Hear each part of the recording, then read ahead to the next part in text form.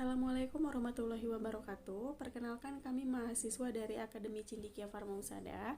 Dalam kesempatan kali ini kami ingin membahas tentang dagu sibu. Apa itu dagu sibu?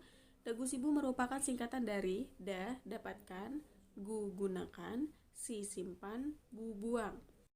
Dengan kata lain, slogan ini mengajak masyarakat untuk mendapatkan, menggunakan, menyimpan, dan membuang obat dengan baik dan benar. Berikut merupakan penjelasan lebih lanjutnya.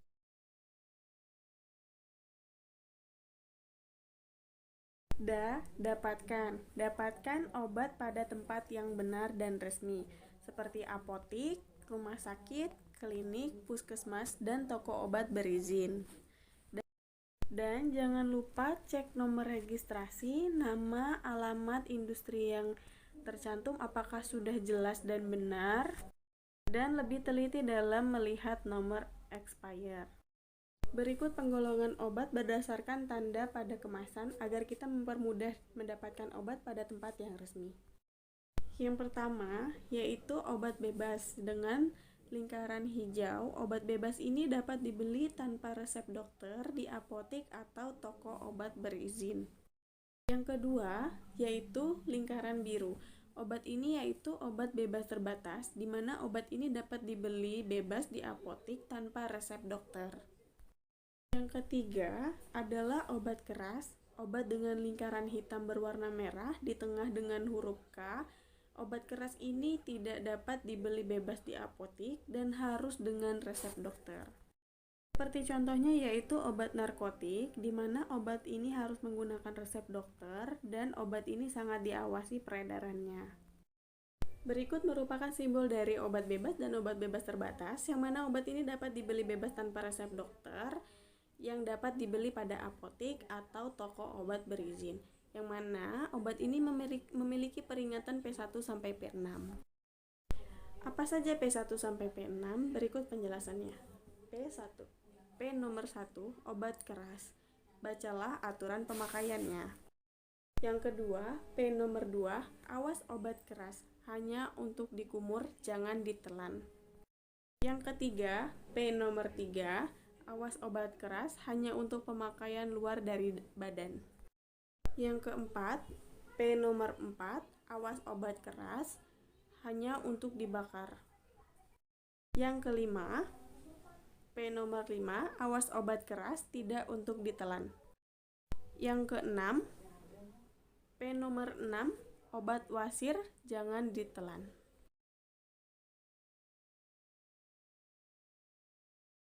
Yang kedua, gunakan obat sesuai aturan penggunaannya. Sebelum menggunakan obat, perhatikan dosis, aturan, lama penggunaan.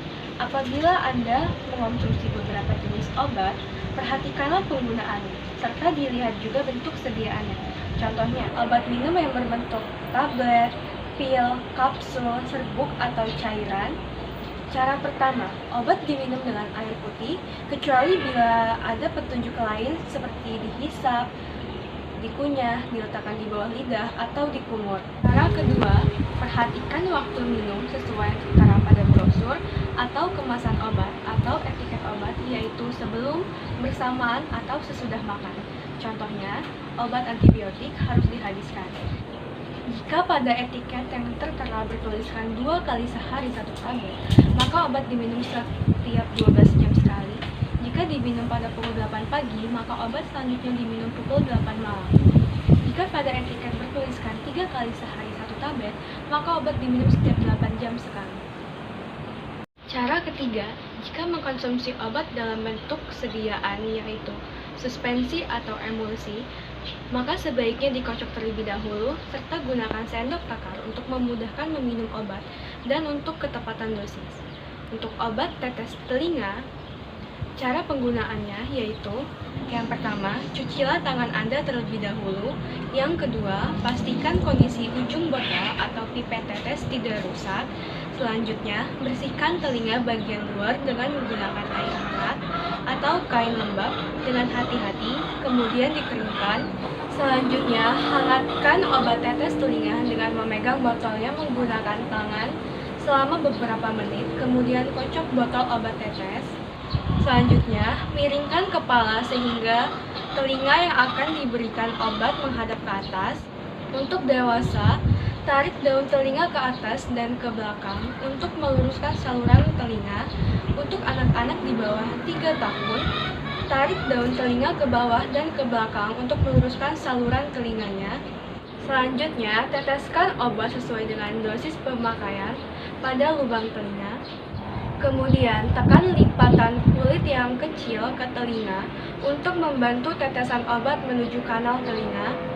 Pasang kembali tutup botol tetes telinga dengan rapat. Jangan menyeka atau membilas ujung botol tetes. Selanjutnya, cucilah tangan Anda dengan air dan sabun untuk membersihkan sisa obat yang mungkin menempel. Itu C.